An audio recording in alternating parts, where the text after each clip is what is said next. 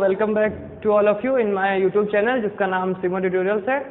तो हमने पिछली बार इकोनॉमिक्स का सब्जेक्ट स्टार्ट किया था आपके साथ, और उसमें जो बेसिक कॉन्सेप्ट थे फादर ऑफ इकोनॉमिक्स और माइक्रो का डिस्ट्रीब्यूशन वो किया था। और उसके बाद जो हमने कहा था कि हम लोग पहला जो टॉपिक होगा उससे स्टार्ट करेंगे। तो आज हम लोग ने जो सोचा है पहला टॉपिक वो बजट से हम लोग स्टार्ट करेंगे, ठीक है।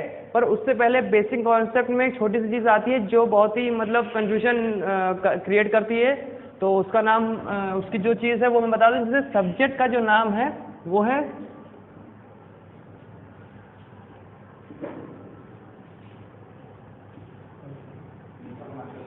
इकोनॉमिक्स, ठीक।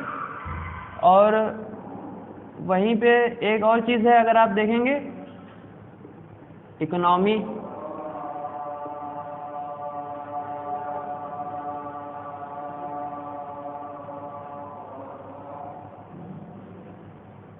ठीक है।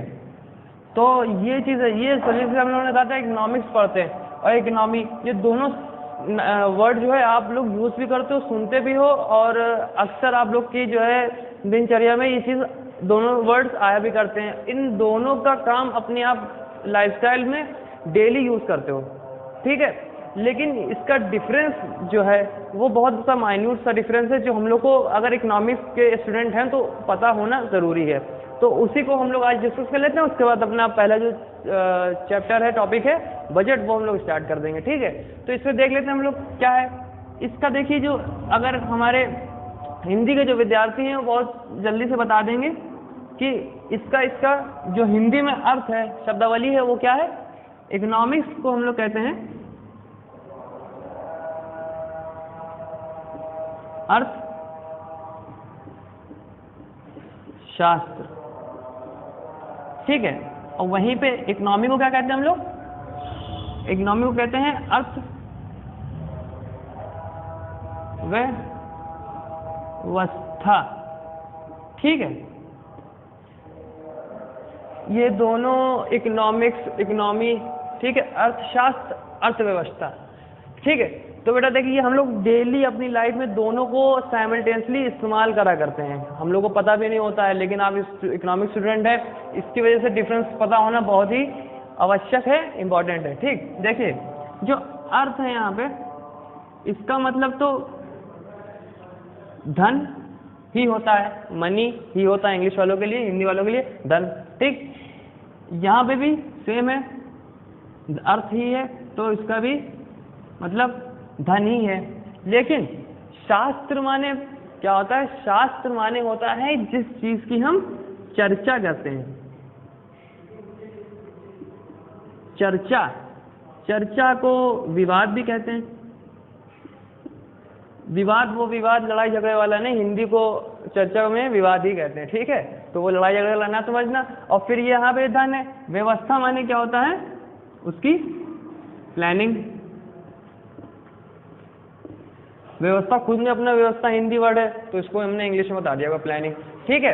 तो अर्थशास्त्र इकोनॉमिक्स सब्जेक्ट का नाम है, इसी वजह से अर्थशास्त्र धन की चर्चा, मतलब उस चीज की चर्चा करना, उसके बाद उसकी जो प्लानिंग होगी वो किस में आएगा, वो इकोनॉमी में आएगा। हम लोग जब स्टैंडर्ड बुक पढ़ेंगे तो वो इंडियन इकोनॉमिक्स नहीं होती है, वो इंडियन इकोनॉमी होती है, समझ रहे हैं आप लोग। तो ये चीज एक माइंड का डिफरेंस था, ठीक है। तो ये आप लोग को, हमें उम्मीद है कि जो है इसका फर्क कभी कोई पूछे या आपके सामने कोई वर्ड आए तो उसको आप करेक्ट कर सकें कि इसमें क्या डिफरेंस होता है, ठीक है। ये चीज हो गई। दूसरी चीज हो गई, हमसे अगर पूछा जाए कि कोई चीज जैसे हम आपको पहले ले चले थोड़ी हिस्ट्री में, तो पहले जब पैसा नहीं था तो एक सिस्टम चलता था, उसको क्या कहते थे, बार्टर सिस्टम कहते थे। बार्टर सिस्टम का मतलब ये होता था कि जैसे आप मान लीजिए कि मेरे पास ये एक है ब्लैक मार्कर है, ठीक है। मेरे पास ब्लैक मार्कर है, आपके पास ब्लू मार्कर है। तो इस टाइम पे मैं पढ़ा रहा हूँ, मुझे ब्लू मार्कर की ज़रूरत है, ठीक है। और आप ब्लू से पढ़ा रहे हो, आपको ब्लैक मार्कर की ज़रूरत होगी।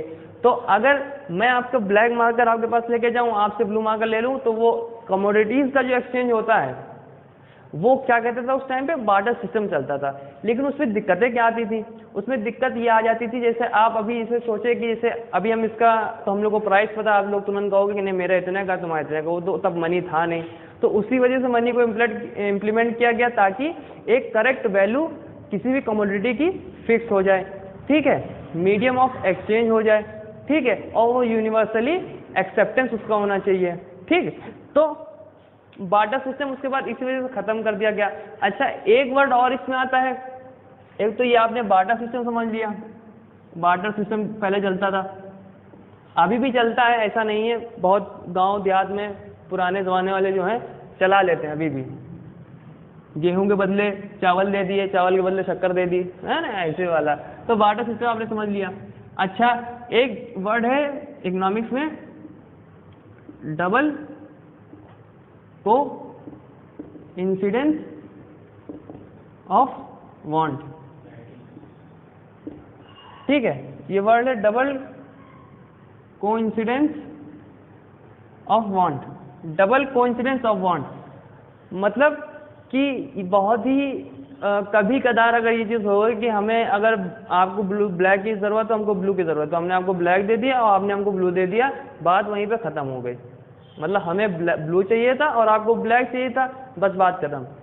गेहूँ वहूँ और उसके बदले में 10 किलो की जगह 4 किलो देना, उससे कोई मतलब नहीं है। तो वहाँ पे क्या था, डबल कोइंसिडेंस ऑफ वांट, मतलब हमको चाहिए था हमको मिल गया और आपको भी ब्लू ही चाहिए था, आपको रेड नहीं चाहिए था, तो आपसे हमारा सीधे सीधे क्या कहते हैं संपर्क हो गया और हमने आपको दे दिया, ठीक है। तो ये दो वर्ड भी आप इकोनॉमिक्स में मिलेंगे आपको, जब अगर कोई बुक पढ़ेंगे, मेनली आप 9 से 9th और 10th की 9th की NCERT में आपको ये वर्ड मिल जाएगा, ठीक। चलिए, तो ये बेसिक का जो है, जो इंट्रोडक्शन हम लोगों ने किया था उसमें कुछ पॉइंट ये 2-3 छूट गए थे जो मैंने सोचा बताना ज़रूरी है, तो स्टार्टिंग में बता देते हैं। तो फिर हम आज अपना जो मेन टॉपिक हम लोग ने चूज़ किया था बजट, तो उसको हम लोग स्टार्ट करते हैं। देखिए टॉपिक क्या है, बजट। बजट टॉपिक है। बजट जैसे कि आप लोग जानते हो कि फाइनेंशियली ईयर में जो इनकम पूरे साल की और expected expenditure of that upcoming year का जो होता है, ठीक है, उस चीज़ में जो भी लेख जोग आमदनी का और जो खर्चा होने वाला है उस जोग भी, उसका जो लेख जोग होता है उसको क्या कहते हैं, उसमें बजट को कहते हैं, ठीक। इसमें 3 साल, उस एक साल का, पहली बात बहुत पॉइंट की बात यहाँ पे ध्यान देखिए, और एक पर्टिकुलर साल पे नहीं बेस होता है, वो पिछले ईयर का भी देखा जाता है, कितनी हम लोग की प्रोडक्शन हुई, कितना इनकम जनरेट हुआ, प्रेजेंट ईयर का भी देखा जाता है और अपकमिंग ईयर पर भी देखा जाता है, जिस पे सरकार खर्च करने वाली है उसकी एक्सपेंडिचर कितनी है। और इनकम तो अभी डिसाइड नहीं कर देगी, इनकम कहाँ से लेती है, वो यहाँ से ले लेती है, या एक्सपेक्टेड है, अभी हम आगे जैसे इसमें आगे बताएंगे तो आपको खुद पता चले। फिलहाल ये ना सोचिएगा उसी साल अगर वो कहे, इसमें 3 साल इंक्लूड रहते हैं, प्रेजेंट, पास्ट ईयर और जो अपकमिंग जिस ईयर के लिए बना है, जैसे अभी 2020-21 का आया हुआ है, ठीक है, उसमें 21 इसी वजह से लगा देते हैं, ठीक है। तो अब ये हो गया। तो अब हमारे जो इंग्लिश वाले हैं, हिंदी वाले तो समझिए गए होंगे, इंग्लिश वाले कह लीजिए, it is a statement, it is a financial statement of a income and expected expenditure of that financial year, ठीक है। बजट को देखिए, अगर हम पॉलिटी के पर्सपेक्टिव से देखें तो उसका एक वर्डिंग यहाँ पे करी जाती है, एनुअल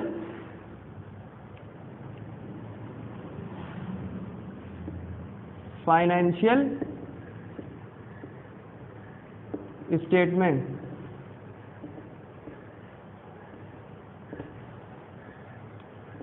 एनुअल फाइनेंशियल स्टेटमेंट कहा जाता है इसको, बजट को। ये किस आर्टिकल में होता है अगर पूछा जाए तो ये आर्टिकल नंबर 112 में आता है, ठीक है, ये आर्टिकल नंबर 112 में आता है। एनुअल फाइनेंशियल स्टेटमेंट जो रिप्रेजेंट करता है किसको, बजट को करता है आपके, ठीक। ये चीज़ हो गई।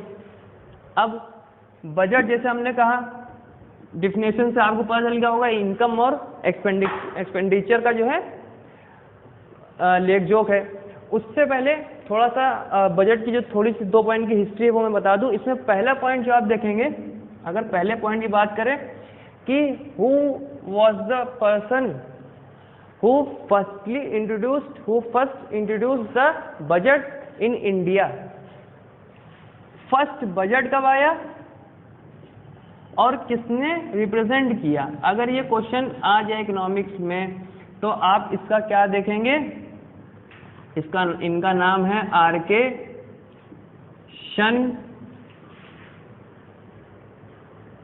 षणमुखम शेट्टी। ठीक है, आर.के. षणमुखम शेट्टी साहब ने किया था। कब किया था? 1947 में। ठीक है, तो when was the first budget was introduced? The first budget was introduced in 1947 by R K. Shanmukham Chetty. ठीक है, और एक पॉइंट और, बिफोर इंडिपेंडेंस अगर किसने किया था ये पूछ ले,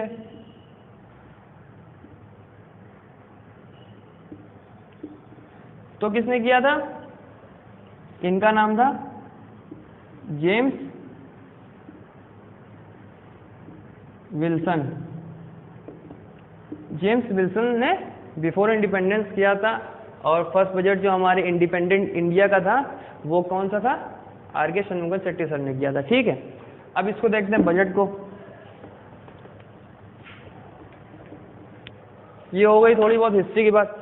अब आगे देखते हैं इसमें क्या था। इसमें देखिए, ये जैसे कि इनकम और एक्सपेंडिचर की बात है तो ये 2 पार्ट में डिवाइड हो जाएगा। एक आपका हो जाएगा इनकम और ये हो जाएगा एक्सपेंडिचर।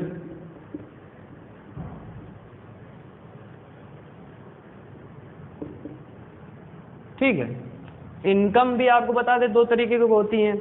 इनकम पढ़ने से पहले हम लोग इनकम पढ़ेंगे, उसके बाद एक्सपेंडिचर पढ़ेंगे। ठीक है, अगर हो सकेगा तो इसी वीडियो में इनकम तक के चलेंगे, एक्सपेंडिचर अगली वीडियो में कर देंगे कवर। ठीक है, कोई दिक्कत की बात नहीं है। इनकम 2 तरीके की इसमें होती है। एक आपकी आएगी रिकरिंग और एक आएगी नॉन रिकरिंग।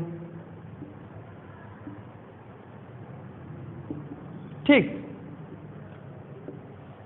रिकरिंग और नॉन रिकरिंग का मतलब क्या होता है? रिकरिंग इनकम वो होती है जो बार बार इन द ईयर हर साल जनरेट होती है, उसका होना फिक्स है, वो बार बार होगी। नॉन रिकरिंग इनकम का मतलब होता है जो बार बार जनरेट ना हो, कोई पर्टिकुलर उसकी डेट या पर्टिकुलर ईयर उसका फिक्स ना हो। इसमें आप एग्जांपल ले लेते हैं, जैसे रिकरिंग का है तो इनकम टैक्स का ले लिया। ठीक है, अब तो और तो डायरेक्ट टैक्स में आ जाए तो वो हम आगे देखेंगे। इनडायरेक्ट टैक्स में जीएसटी हो गई, कोई कमोडिटी आप खरीदेंगे तो हर बार उसकी जीएसटी पे करेंगे। ऐसा नहीं है कि अगर हमने इसका जीएसटी पे कर दिया है तो हम अगली बार कहेंगे हम पे कर चुके हैं और अगली बार भी पे करनी पड़ेगी। नॉन रिकरिंग में क्या है, वो हर बार नहीं होगी, कभी कदार होगी। इसकी कब आती है? इसकी ये अंडर आता है कैपिटल के। ठीक, ये कैपिटल इनकम के अंदर आता है, ये आता है रेवेन्यू में। अब इसके भी इनकम के 2 पार्ट देख लीजिए, फिर रिकरिंग और नॉन रिकरिंग जो है वो कायदे से आपको समझ में आ जाएगा। इनकम 2 है, एक होती है रेवेन्यू और एक होती है कैपिटल। रेवेन्यू का फर्दर देखिए, नॉन टैक्सेबल होती है, वो इनकम जिस पे टैक्स नहीं पड़ रहा है, और एक होती है टैक्सेबल। ठीक है, नॉन टैक्सेबल और टैक्सेबल। टैक्सेबल में देखिए, एक होता है आपका, जानते होंगे, इनडायरेक्ट टैक्स। इनडायरेक्ट टैक्स और डायरेक्ट टैक्स। ठीक है, इनडायरेक्ट टैक्स और डायरेक्ट टैक्स। डायरेक्ट टैक्स जिसको आजकल क्या होता है, जीएसटी जो कहते हैं, जिसको डायरेक्ट जीएसटी किसमें आती है? इनडायरेक्ट टैक्स में आती है। ठीक है, तो ये एक स्ट्रक्चर बन गया इनकम का। एक्सपेंडिचर का भी ऐसे ही है, वो भी 2 पार्ट में, इसमें रेवेन्यू कैपिटल में। इसको फर्दर ले जाने से पहले जैसे यहाँ पे अब हो गया डायरेक्ट टैक्स में इनकम टैक्स और ये सब टैक्स है वो मैं आपको बताऊंगा। उससे पहले आता था जीएसटी। ठीक, तो इसको इतने पार्ट में डिवाइड कर लीजिए, जो कुछ आज पढ़ा है उसको नोट कर लीजिए। ठीक है, फिर जीएसटी अगले चैप्टर में हम यहाँ से जीएसटी आपको पढ़ा देंगे, फिर वापस आके उस वीडियो के बाद जीएसटी पढ़ने के बाद फिर हम लोग डायरेक्ट टैक्स पढ़ लेंगे। ठीक है, तो फिलहाल आज के लिए वीडियो फिर बहुत ही लेंदी हो जाएगा, उस वजह से आज के लिए इतना ही रखते हैं। फिलहाल अगली क्लास में आपको मिलेंगे इसी जोश के साथ, और आप भी इसी जोश से हमारी वीडियोस को लाइक करते रहिए, सपोर्ट करते रहिए, और तब तक के लिए थैंक यू सो मच।